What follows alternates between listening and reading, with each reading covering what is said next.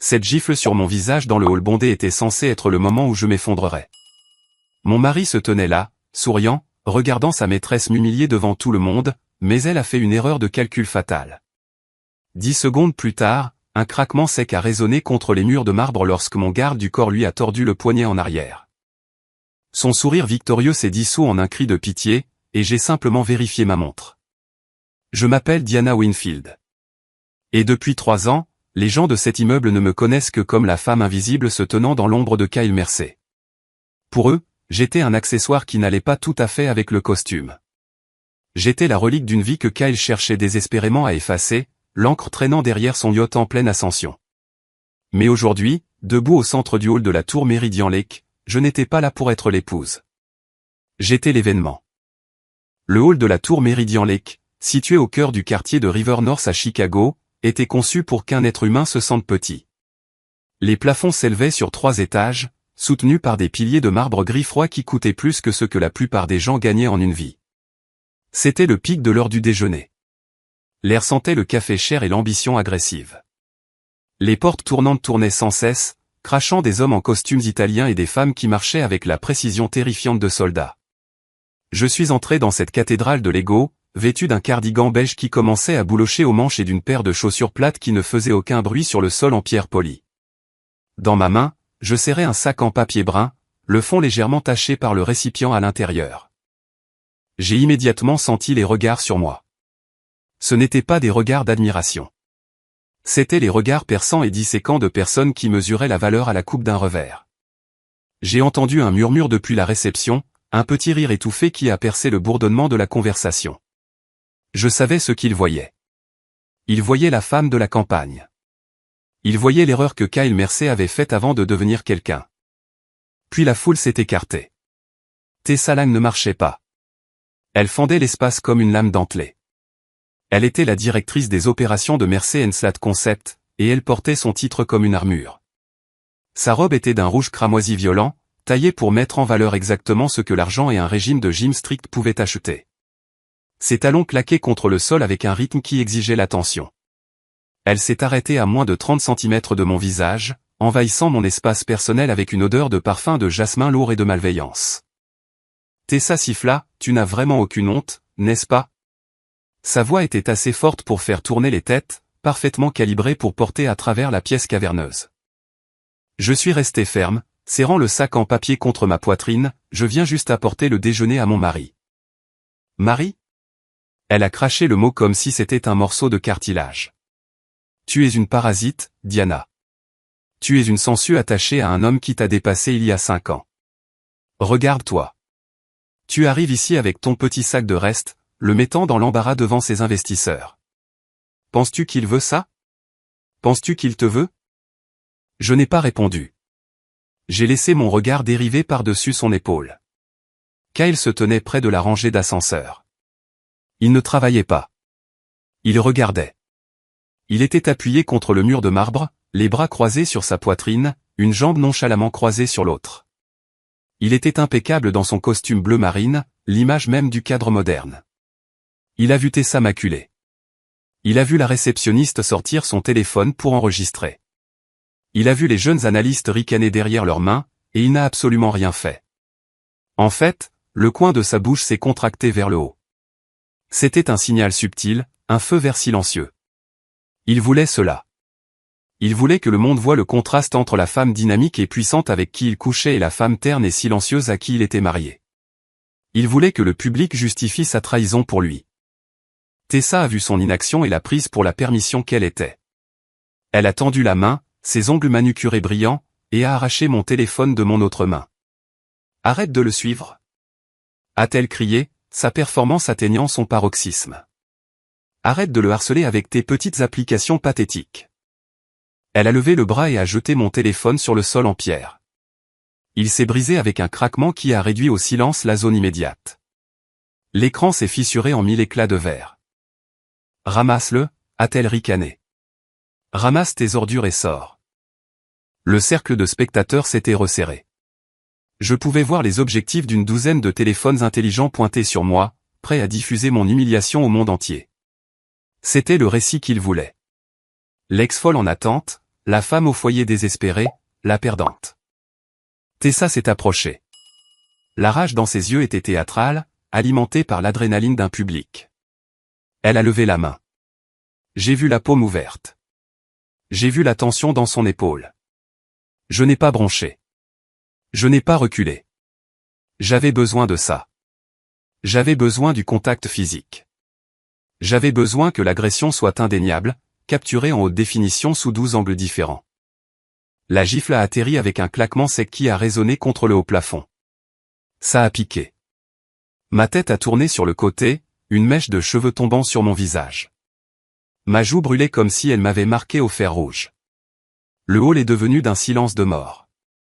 C'était le moment où j'étais censé m'effondrer. C'était le moment où j'étais censé tomber à genoux, éclater en sanglots et sortir en courant par les portes tournantes, laissant Kyle et Tessa rire de leur victoire autour d'un cocktail. J'ai gardé la tête tournée un instant, fixant le sol. 1 seconde, 2 secondes. Je pouvais entendre Tessa inspirer, se préparant pour sa prochaine réplique. Je pouvais sentir Kyle se détacher du mur, se préparant à intervenir et à jouer le héros qui souffre depuis longtemps et qui doit escorter sa femme hystérique. 3 secondes.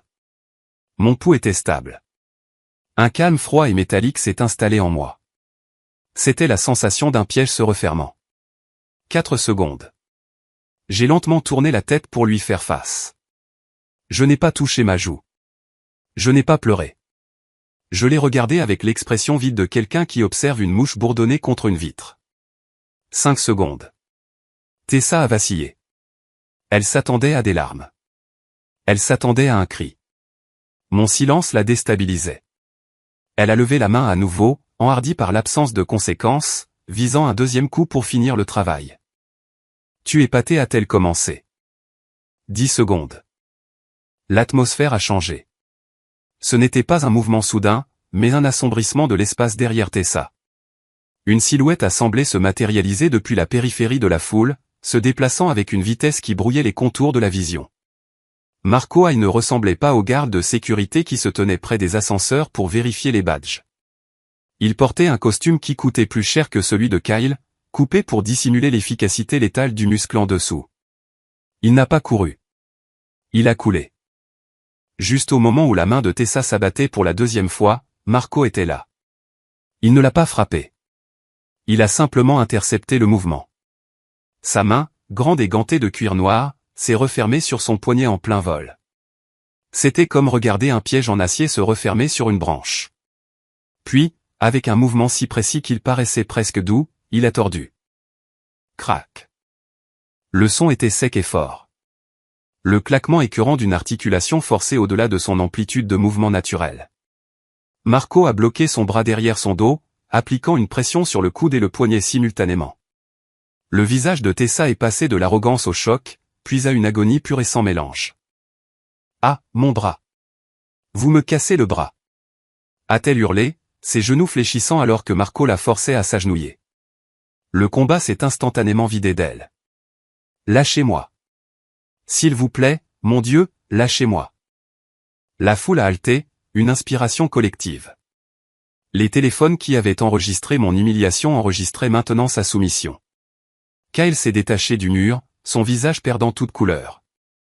Il a fait 2 pas en avant, la bouche ouverte pour crier un ordre, mais les mots sont morts dans sa gorge. Il s'attendait à un agent de sécurité de centre commercial. Il s'attendait à un travailleur payé alors qu'il pourrait intimider. Au lieu de cela, il regardait Marco Hay. Il a vu le fil en spirale transparent de l'oreillette disparaître dans le col de Marco. Il a vu la façon dont Marco se tenait, équilibré et prêt à tuer, pas seulement à maîtriser. Il a vu les yeux froids et morts d'un homme qui avait protégé des diplomates dans des zones de guerre. Marco n'a même pas regardé Kyle. Il a tapé sur son oreillette avec sa main libre. Menace neutralisée. Secteur 4. Sécuriser la sortie. Depuis les portes vitrées à l'avant du bâtiment, la lumière a été soudainement bloquée. Un énorme véhicule utilitaire sport noir, blindé et aux vitres teintées, s'est arrêté sur le trottoir, ignorant les panneaux de zone de chargement. Le véhicule ressemblait à un char d'assaut habillé en smoking. La portière du conducteur s'est ouverte. Un homme en costume sombre est sorti. Il n'a pas regardé les employés stupéfaits. Il n'a pas regardé Tessa, qui sanglotait maintenant sur le sol, suppliant Marco de ne pas lui casser le poignet. Le chauffeur a marché droit vers moi. Il a légèrement incliné la tête, un geste de profond respect qui a réduit au silence les derniers murmures dans la pièce. « Madame Winfield », a dit le chauffeur, sa voix claire et baryton. « La salle de conférence est prête pour vous. » Kyle s'est figé. C'était comme s'il avait été frappé par la foudre. « Winfield », a-t-il murmuré. Le mot flottait dans l'air entre nous. Pendant 3 ans, il s'était moqué de mon nom de jeune fille. Il avait traité ma famille de fermier crasseux. Il s'était moqué de l'histoire que je portais, me disant que le nom Winfield sonnait comme une marque de cigarette bon marché. Il n'avait jamais pris la peine de vérifier les fiducies. Il n'avait jamais pris la peine de regarder les sociétés de holding qui possédaient le bâtiment dans lequel il se tenait. Je l'ai enfin regardé. Je n'ai pas regardé Tessa, qui se tordait sur le sol dans sa robe rouge en lambeaux. Elle était insignifiante, un pion qui avait été retiré de l'échiquier.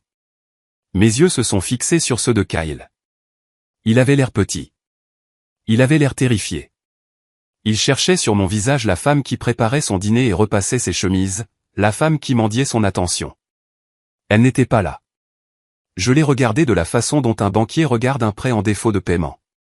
C'était un regard de finalité froide et administrative. C'était une transaction qui avait expiré. Je n'ai pas dit un mot. J'ai tourné les talons, le bas de mon cardigan se balançant légèrement, et j'ai marché vers le véhicule utilitaire sport qui attendait, mais je me suis arrêté. J'ai fait signe au chauffeur d'attendre. Je me suis plutôt tourné vers les ascenseurs. J'avais encore un arrêt à faire avant de partir. Marco a relâché Tessa, la poussant légèrement vers Kyle, et s'est mis au pas derrière moi. La foule s'est écartée comme la mer Rouge. Personne ne riait. Personne ne ricanait. Ils me regardaient avec peur. Je suis entré dans l'ascenseur et j'ai appuyé sur le bouton du garage. Alors que les portes en acier poli commençaient à se refermer, j'ai eu un dernier aperçu de Kyle. Il se tenait au-dessus de sa maîtresse, me fixant, la bouche légèrement ouverte, son monde commençant à se fracturer autour de lui. Les portes se sont refermées avec un doux carillon, me scellant dans la sécurité silencieuse de la cabine. J'ai aperçu mon reflet dans le panneau métallique. Ma joue était rouge, mais mes yeux étaient secs. Revenons à ce matin, ai-je dit à l'air vide. L'ascenseur a commencé sa descente douce, m'emmenant vers le bas et ramenant l'histoire 7h40 en arrière, au moment où j'ai décidé de tout réduire en cendres. 7h40 plus tôt. Le soleil commençait à peine à frapper les fenêtres du sol au plafond de notre appartement à Lincoln Park. C'était un bel espace, du genre de se présenter dans les magazines architectural digest, avec des planchers en chêne blanc et une vue sur la ligne d'horizon qui coûtait plus que ce que mon père avait gagné de toute sa vie. Kyle se tenait devant le miroir en pied dans la chambre principale, ajustant le nœud de sa cravate en soie. Il avait l'air du parfait président-directeur général. Son costume était sur mesure, ses cheveux parfaitement gominés, et sa posture était rigide de suffisance. Sur la commode, son téléphone a vibré contre l'acajou. L'écran s'est allumé. J'étais à 1,50 m, pliant une chemise qu'il avait jetée sur le lit, mais j'ai vu la notification clairement. C'était un message d'un contact enregistré uniquement sous le nom de T. Le message était court, je pense à toi. Il était suivi d'un emoji cœur rouge. Kyle a attrapé le téléphone avec une vitesse qui l'a trahi. Il m'a jeté un coup d'œil, vérifiant si j'avais remarqué, mais j'étais déjà en train de lisser les plis de sa chemise jetée, mon visage un masque d'obéissance domestique. Grosse journée aujourd'hui, a-t-il dit en glissant le téléphone dans sa poche intérieure. J'ai besoin que tu t'occupes d'un virement pour moi avant midi. J'ai fait une pause, mes mains posées sur le tissu. Un autre virement? C'est pour les entrepreneurs, a-t-il dit en se retournant vers le miroir pour vérifier ses dents. Nous devons sécuriser les matériaux pour la rénovation de la nouvelle aile. J'ai besoin que 80 000 $ soient envoyés sur le compte de Scorchdirt LLC. Je me suis redressé. 80 000 $, Kyle? Je viens d'envoyer 35 000 $ la semaine dernière pour des frais de provision. Pourquoi les coûts explosent-ils comme ça? Kyle s'est retourné brusquement. Le charme a disparu instantanément, remplacé par le rictus qu'il me réservait exclusivement lorsque nous étions derrière des portes closes. Ne commence pas avec ça, Diana, a-t-il lancé sèchement. Tu restes assise ici dans cet appartement toute la journée. Tu n'as aucune idée de la façon dont la trésorerie fonctionne dans une entreprise comme la mienne.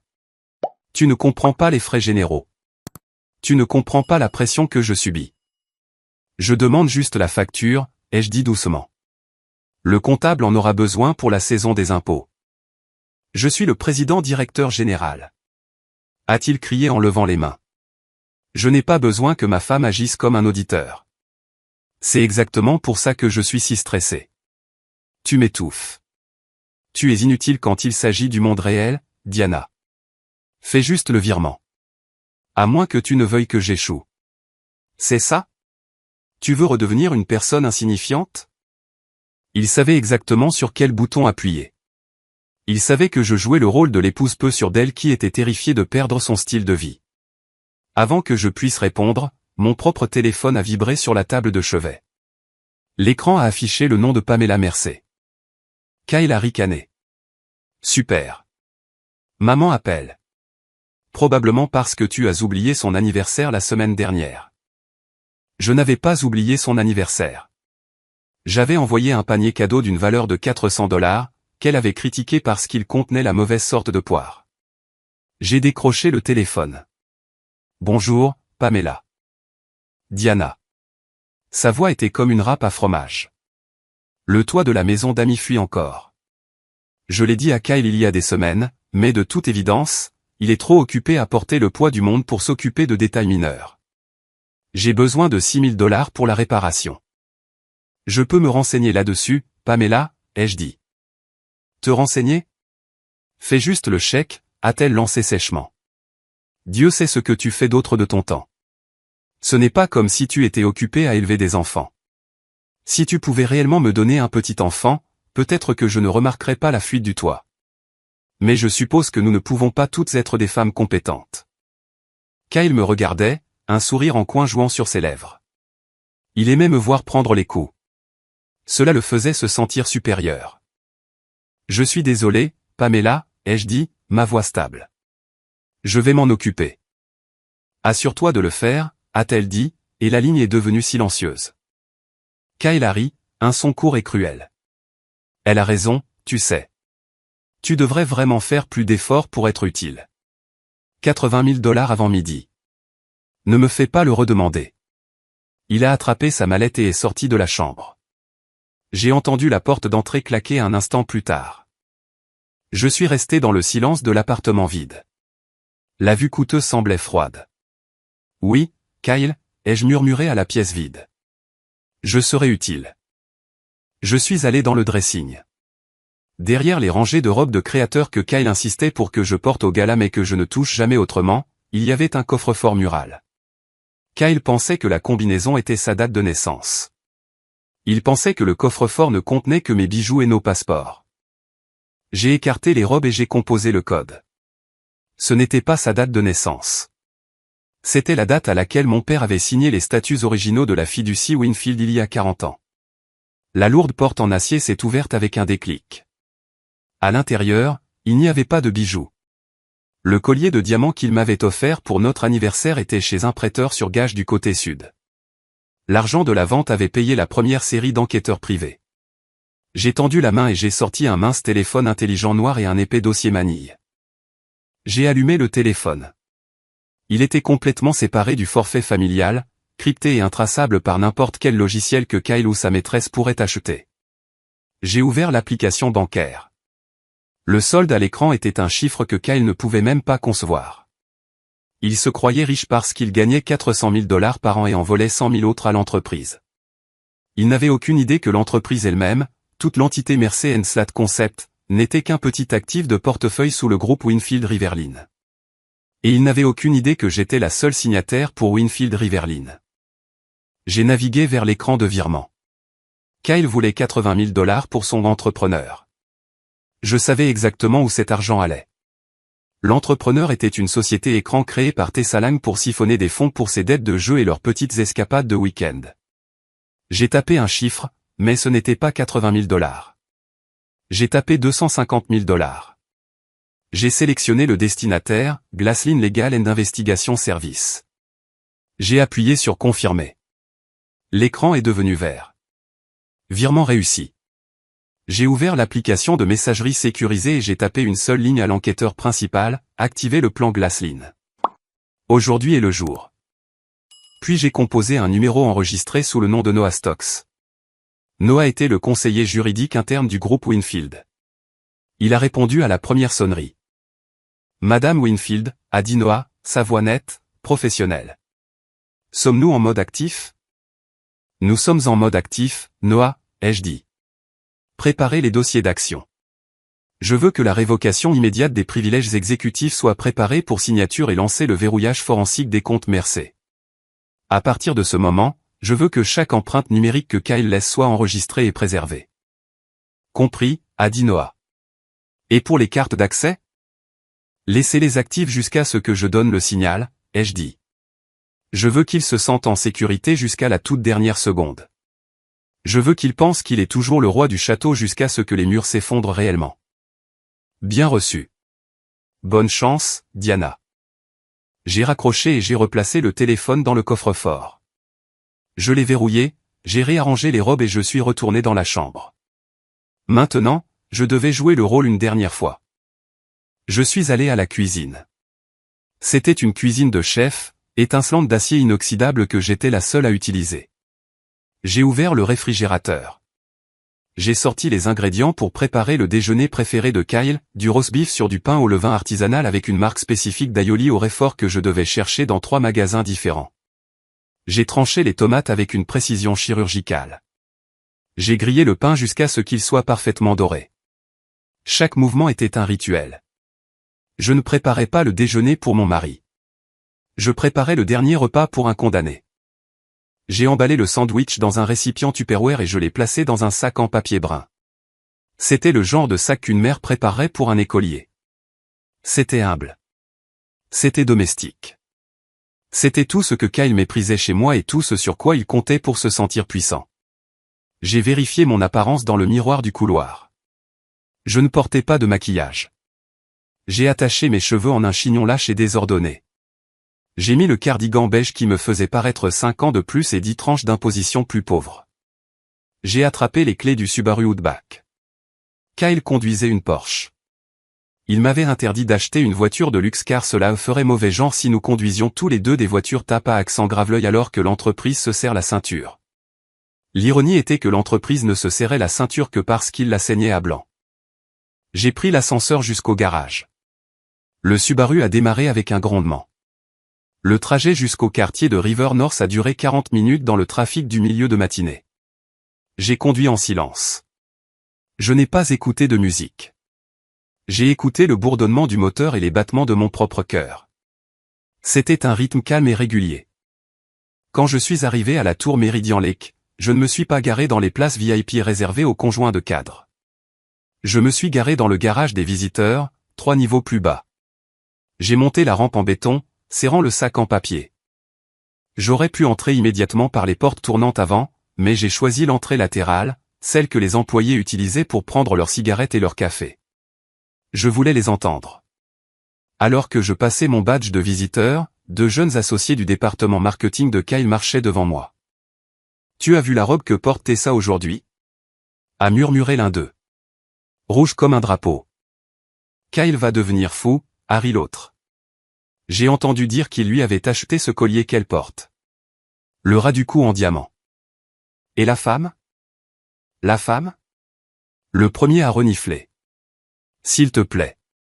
La femme est un fantôme. Elle pense probablement qu'il est en réunion toute la journée. Tessa dirige pratiquement ce bureau maintenant. Je donne 3 mois avant que Kyle ne lui serve les papiers du divorce et ne la renvoie à la ferme d'où elle vient. Je marchais juste derrière eux. Ils ne se sont même pas retournés. J'étais si invisible pour eux que j'aurais aussi bien pu faire partie des cloisons sèches. Je les ai suivis dans l'atrium principal, puis je me suis dirigé vers les ascenseurs qui menaient à la suite exécutive au 40e étage. Mon rythme cardiaque n'a pas augmenté. Mes mains n'ont pas tremblé. J'ai pris l'ascenseur. Les chiffres sur l'écran montaient, 10, 20, 30, 40. Les portes se sont ouvertes sur la réception de Mercé & Slate Concept. C'était élégant, moderne et intimidant. La réceptionniste, une fille nommée Chloé que Kyle avait embauchée parce qu'elle ressemblait à un mannequin, a à peine levé les yeux de son fil Instagram. Je suis ici pour voir Kyle, ai-je dit doucement. Chloé a levé les yeux au ciel. Il est en réunion, Madame Mercé. Vous ne pouvez pas simplement débarquer. Je dépose juste le déjeuner, ai-je dit en levant le sac. Peu importe, a-t-elle marmonné. Soyez rapide. J'ai dépassé son bureau et j'ai longé le long couloir de verre qui menait au bureau du président directeur général. Les murs étaient en verre. La transparence était l'une des valeurs fondamentales de l'entreprise, selon la déclaration de mission que Kyle avait payé $50 000 à un consultant pour qu'il l'écrive. Les stores du bureau de Kyle étaient partiellement baissés, mais pas assez. Je me suis arrêté à 1 mètre de la porte. Je pouvais les entendre. Ce n'était pas le son d'une réunion d'affaires. C'était le rire rauque et grave d'une femme qui savait qu'elle avait gagné. Arrête, la voix de Tessa est parvenue à travers le verre, enjouée et rauque. Quelqu'un va voir. Laisse-les voir, a répondu la voix de Kyle. Cet endroit m'appartient. Je peux faire ce que je veux. Tu es terrible, a-t-elle gloussé. Tu lui as demandé l'argent? Oui, a dit Kyle. Elle est en train de faire le virement. $80 000. Ça devrait couvrir le voyage à Saint-Barth le mois prochain et te payer la rénovation que tu voulais pour ton appartement. Tu es le meilleur, a dit Tessa. Il y a eu un bruit de mouvement, de fauteuil en cuir qui grince, d'un baiser. Elle est si stupide, Kyle. Comment ne sait-elle pas? Diana? Kyle a ri. Diana pense qu'Internet, c'est juste pour les recettes. C'est une bonne petite vache. Elle donne du lait quand je la trais et elle reste à l'étable. Je suis resté là, agrippant le sac en papier. Le papier brun s'est légèrement froissé sous mes doigts. Une bonne petite vache. J'ai regardé la poignée de la porte. C'était de l'acier froid. Je n'ai pas frappé. J'ai poussé la porte. La poignée de la porte était lourde et froide sous ma paume. À l'intérieur, les rires se sont tus, remplacés par les murmures intimes et feutrés de 2 personnes qui se croyaient intouchables. J'ai poussé la porte, non pas en la claquant, mais avec une force délibérée et constante qui a fait pivoter le lourd panneau de chêne vers l'intérieur jusqu'à ce qu'il heurte la butée avec un bruit sourd. La scène à l'intérieur était exactement ce à quoi ressemble un cliché avant de détruire une famille. Kyle était adossé à son fauteuil de direction en cuir, sa veste enlevée, sa cravate desserrée. Perché sur le bord de son bureau, dangereusement près de son genou, se trouvait Tessa. Elle n'a pas sursauté. Elle ne s'est pas précipitée pour se couvrir ou avoir l'air coupable. Au lieu de cela, elle a déplacé son poids, croisant lentement les jambes, et m'a regardé avec un sourire en coin assez aiguisé pour couper du verre. C'était le regard d'une femme qui avait déjà compté ses gains. Je me suis approché du bureau. La moquette était épaisse, absorbant le son de mes chaussures raisonnables. J'ai tenu le sac en papier brun devant moi comme un bouclier. Est-ce le siège d'une entreprise ou une chambre de motel? Ai-je demandé. Ma voix était égale, dépouillée de tout tremblement. Kyle s'est redressé, son visage devenant d'un rouge profond et colérique. Il n'avait pas l'air embarrassé. Il avait l'air contrarié. « Qu'est-ce que tu fiches ici ?» a-t-il crié. Il a frappé la main sur le bureau juste à côté de la cuisse de Tessa. « Je t'ai dit de ne jamais me déranger au bureau. Tu n'as pas le droit de débarquer ici comme si tu étais chez toi. J'ai apporté ton déjeuner, ai-je dit en posant le sac sur la surface en acajou poli. Du roast beef, comme tu l'aimes. » Tessa a ri. C'était un son sec et grinçant. Elle a tendu la main et a tapoté le sac avec un doigt manucuré. Oh, comme c'est mignon. La petite femme au foyer a apporté une collation. As-tu aussi fait des biscuits, Diana? Ou es-tu juste venue vérifier si sa laisse était toujours bien serrée? Je l'ai regardé. Je l'ai vraiment regardé de près. Le maquillage épais ne pouvait cacher la dureté dans ses yeux. Et puis je l'ai vu. Reposant contre sa clavicule, scintillant sous les lumières encastrées du bureau, il y avait un pendentif en diamant. C'était un solitaire, taille vintage, serti de platine. C'était le collier de ma grand-mère. J'avais dit à Kyle qu'il avait disparu il y a 2 semaines. J'avais retourné l'appartement pour le chercher, pleurant pendant qu'il était assis sur le canapé à regarder le sport, me disant que j'étais négligente et que je l'avais probablement perdu à l'épicerie. C'est un beau collier, ai-je dit. Tessa l'a touché instinctivement, ses doigts se refermant sur la pierre. C'est Kyle qui me l'a donné. Il a un goût excellent, contrairement à certaines personnes. Il a disparu de ma boîte à bijoux il y a 14 jours, ai-je dit en croisant le regard de Kyle. Les biens volés ne te donnent pas l'air d'une maîtresse exigeante, Tessa. Quand tu les portes en public, ils se transforment en preuve. Kyle s'est levé brusquement, faisant basculer sa chaise. Tu es folle. Tu inventes des choses parce que tu es jalouse. Je l'ai acheté pour elle. Maintenant, sors avant que je ne fasse venir la sécurité pour te traîner dehors. Il a pris une inspiration, ajustant les poignets de sa chemise, essayant de retrouver son sang-froid. Attends, as-tu fait le virement? As-tu envoyé les 80 000 $? Le virement est traité, ai-je dit. Bien. Kyle a expiré, une vague de soulagement balayant son arrogance. Au moins, tu peux suivre des instructions simples. Maintenant, rentre chez toi, Diana. Nous avons du travail à faire. J'en suis sûr, ai-je dit.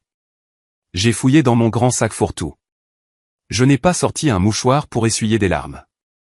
J'ai sorti l'enveloppe manille que j'avais prise dans le coffre-fort ce matin. Je l'ai jetée sur le bureau. Elle a atterri sur une pile de rapports trimestriels, glissant jusqu'à heurter le sac à lunch brun.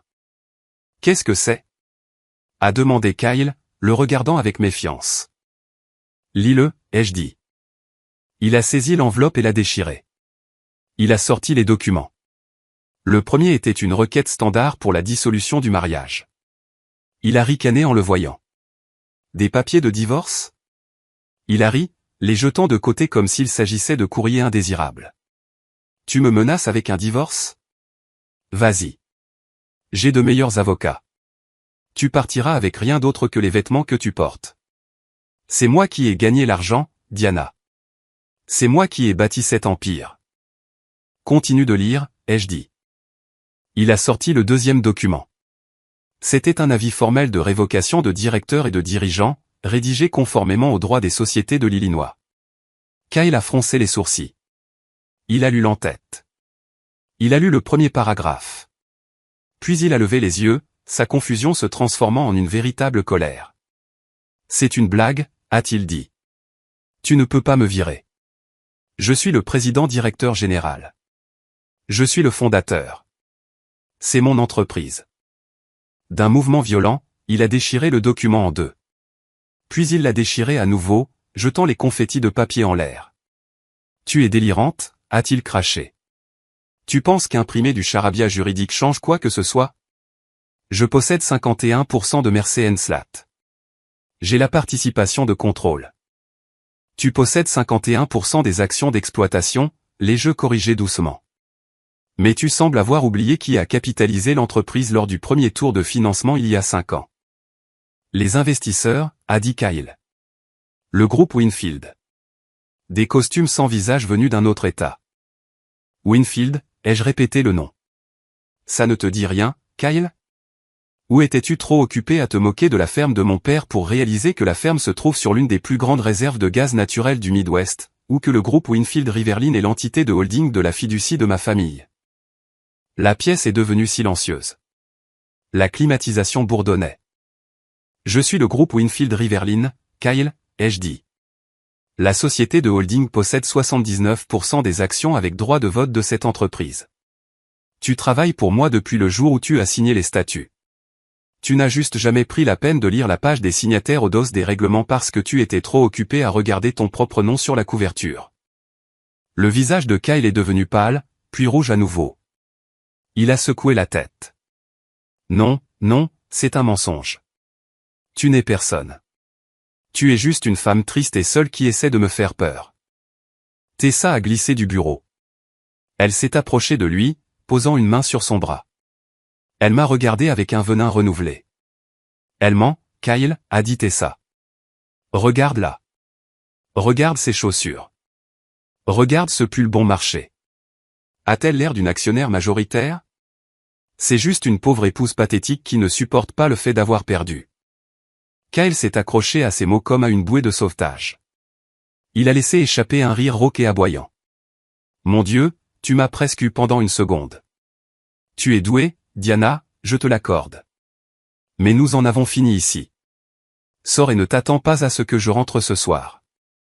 J'ai regardé les papiers déchirés sur le sol. Je ne m'attends pas à ce que tu rentres un jour, ai-je dit.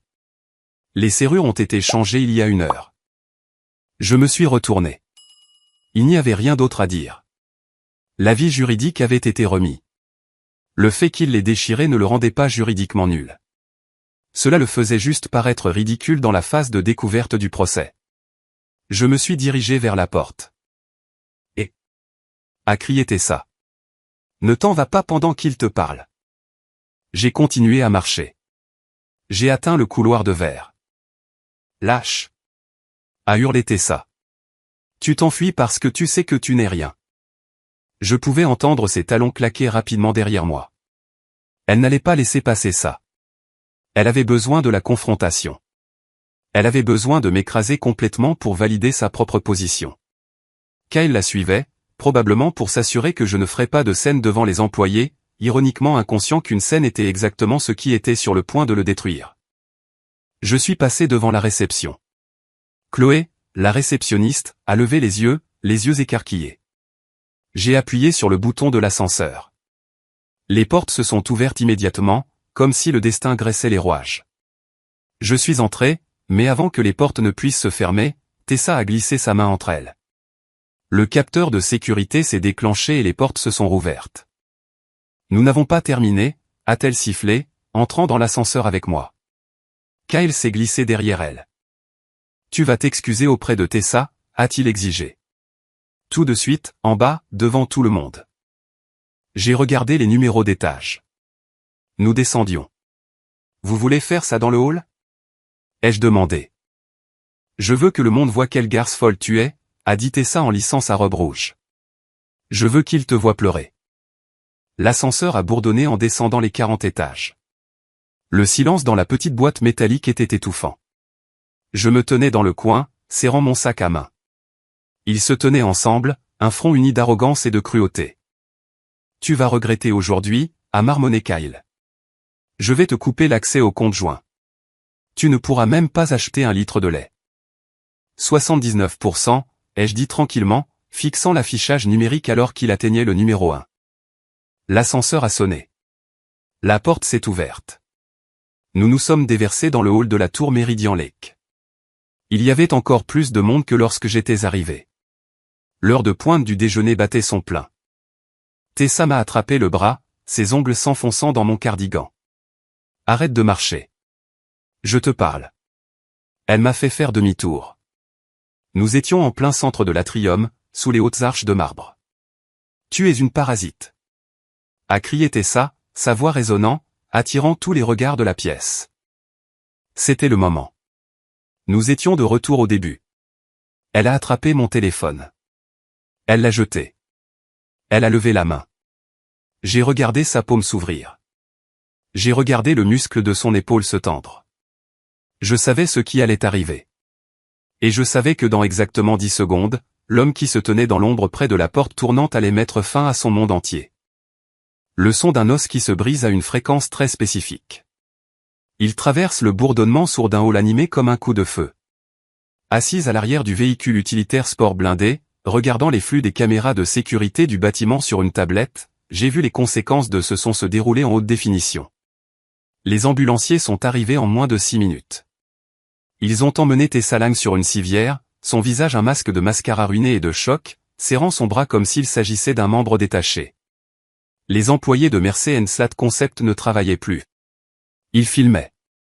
Une centaine de téléphones intelligents ont enregistré sa sortie, diffusant la chute de la reine du bureau sur toutes les plateformes de médias sociaux existantes. L'application de messagerie interne, que je surveillais toujours, explosait. Le consensus était brutal. La maîtresse était tombée, et la femme avait amené une armée. Kyle se tenait au centre du hall, figé. Il ressemblait à un homme qui venait de heurter un mur de verre. Il fixait l'endroit où le véhicule utilitaire sport avait été, essayant de traiter les données que son cerveau refusait d'accepter. La femme qui découpait des coupons avait maintenant une équipe de sécurité. La femme qui conduisait une Subaru venait de partir en convoi. Il devait reprendre le contrôle. Je pouvais le voir dans son langage corporel. Il a lissé sa veste de costume, a aboyé un ordre sans signification à une réceptionniste qu'il a ignorée, et a couru vers les ascenseurs. Mais la guerre n'était pas dans le hall. La guerre était dans le nuage, et je venais de faire sauter le serveur. Alors que Kyle entrait dans l'ascenseur, son téléphone a commencé à sonner. Je savais qui c'était parce que j'avais autorisé l'appel 3 minutes auparavant. C'était le service des fraudes de notre banque principale. Monsieur Mercé, dirait la voix automatisée, nous vous appelons pour vous informer que votre ligne de crédit secondaire a été suspendue en raison du retrait du garant. Kyle a probablement hurlé sur la messagerie vocale. Il essaierait d'utiliser sa carte d'entreprise pour payer un taxi ou un verre, mais cette carte était déjà morte. Le garant, c'était moi.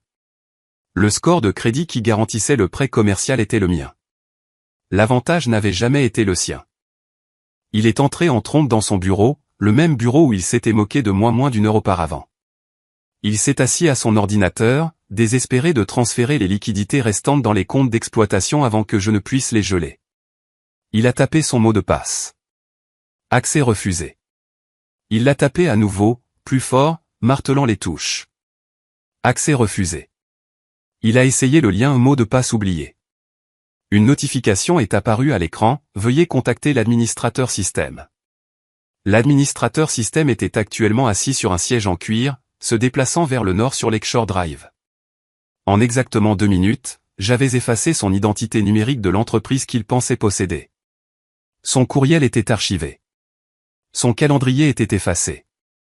Le logiciel de comptabilité, qui détenait les secrets de son détournement de fonds, avait changé sa clé de cryptage. Il était enfermé hors du château et il était le seul à ne pas avoir de clé. Kyle n'est pas resté pour se battre avec l'ordinateur. Il a attrapé ses clés de voiture et a couru. Il lui restait une carte à jouer, la carte de la victime. Il s'est rendu à l'hôpital Northwestern Memorial. J'ai suivi son GPS tout le long du trajet. Il a fait irruption dans l'aile VIP, exigeant de voir Tessa. Je ne peux que reconstituer ce qui s'est passé dans cette chambre d'hôpital en me basant sur les enregistrements audio de l'appareil que j'avais planté dans le sac à main de Tessa des semaines auparavant, mais l'audio était assez clair. Tessa était allongée dans le lit d'hôpital, le bras dans un plâtre, les yeux gonflés. Quand elle a vu Kyle, elle n'a pas demandé s'il allait bien. Elle a crié. « Tu dois la poursuivre en justice. » A-t-elle hurlé, sa voix se brisant. « Elle m'a cassé le bras, Kyle. Ce gorille qu'elle a engagé m'a estropié. Nous allons lui prendre tout ce qu'elle a. Nous allons la poursuivre pour agression, pour détresse émotionnelle, pour tentative de meurtre. » Kyle arpentait la petite pièce, les mains dans les cheveux. « Nous ne pouvons pas la poursuivre pour l'instant, Tessa. Elle a bloqué les comptes. Je ne peux même pas accéder au fonds de provision pour les frais juridiques. Elle est l'actionnaire majoritaire. Tu comprends? Elle possède le bâtiment. Elle possède l'entreprise. Elle possède la maudite chaise sur laquelle je suis assis. Tessa s'est tue. La réalité de la disparition de l'argent l'a frappée plus durement que l'os cassé. Elle avait besoin d'une encre. Elle avait besoin de quelque chose qui forcerait Kyle à rester et me forcerait à payer. Kyle, dit-elle, sa voix tombant à un murmure. Viens ici. Il s'est approché du lit. Je ne voulais pas te le dire comme ça, sanglota-t-elle. Pas avec tout ce stress. Mais tu dois la combattre. Tu dois la détruire parce qu'il ne s'agit plus seulement de nous. Elle a fouillé dans son sac à main avec sa bonne main et en a sorti un morceau de papier froissé et un petit bâton en plastique. Je suis enceinte. Kyle a cessé de respirer. Le flux audio est resté silencieux pendant 10 secondes. Enceinte? A-t-il murmuré. Tu es sûr? J'ai fait le test ce matin, a-t-elle menti. Le bruit du papier a suivi. Regarde l'échographie. C'est précoce, mais c'est là. Nous allons avoir un bébé, Kyle. Une vraie famille. Pas comme elle. Pas comme cette reine de glace stérile. C'était un mensonge. Mon enquêteur privé avait déjà obtenu ses dossiers médicaux. Tessa Lang avait subi une ligature des trompes il y a 4 ans. L'échographie était une image d'archive, probablement téléchargée depuis un forum et imprimée chez Kinkoes. Mais Kyle était désespéré. C'était un homme qui se noyait. Et ce mensonge était une planche de salut. Il l'a saisi. Il avait besoin d'un héritage. Il avait besoin d'être le père que je ne pourrais jamais lui donner. Un bébé, dit-il, sa voix gagnant en force. D'accord. D'accord, nous pouvons utiliser ça. Cela change tout. Comment? A demandé Tessa. Le public déteste les tyrans, a dit Kyle, les rouages de son narcissisme se mettant en marche. Diana a attaqué une femme enceinte. Elle a commandité une attaque contre la mère de mon enfant. Nous n'avons pas besoin d'un avocat, Tessa. Nous avons besoin d'un public. Diffusion en direct, a dit Tessa. Mes abonnés, les nouvelles locales. Nous leur disons la vérité, qu'elle est une milliardaire jalouse et vindicative qui essaie de tuer ton enfant à naître. Exactement, a dit Kyle. Nous la peignons comme le monstre. Nous rendons la réaction si sévère que le conseil d'administration devra prendre ses distances avec elle. Nous la forçons à régler l'affaire. Nous demandons 20 millions de dollars pour faire disparaître l'histoire. C'était le scénario exact des feuilletons bon marché qu'ils vivaient tous les deux. Ils allaient essayer de me faire chanter avec un faux bébé et une histoire larmoyante. Je dois rentrer à la maison, a dit Kyle. Je dois récupérer l'argent du coffre-fort et les passeports au cas où nous devrions quitter l'État pendant un certain temps. Reste ici, commence à écrire le script de la vidéo. Fais en sorte que ce soit triste. Pleure beaucoup. Kyle a quitté l'hôpital et est retourné à notre appartement de Lincoln Park. Il est arrivé à la porte en sueur, sa cravate défaite. Il a enfoncé sa clé dans la serrure. Elle n'a pas tourné. Il l'a secouée. Il l'a retirée et a réessayé. Le mécanisme était solide. J'avais fait changer les serrures 45 minutes après avoir quitté la maison ce matin. Le serrurier était très efficace. Kyle a martelé la porte. Ouvre, Diana. Je sais que tu es là. Silence. Les voisins regardaient probablement par leur Judas, témoins de la chute du Golden Boy. C'est ma maison. A-t-il crié en donnant un coup de pied dans le bois. J'appelle la police. Tu ne peux pas m'enfermer hors de ma propre maison.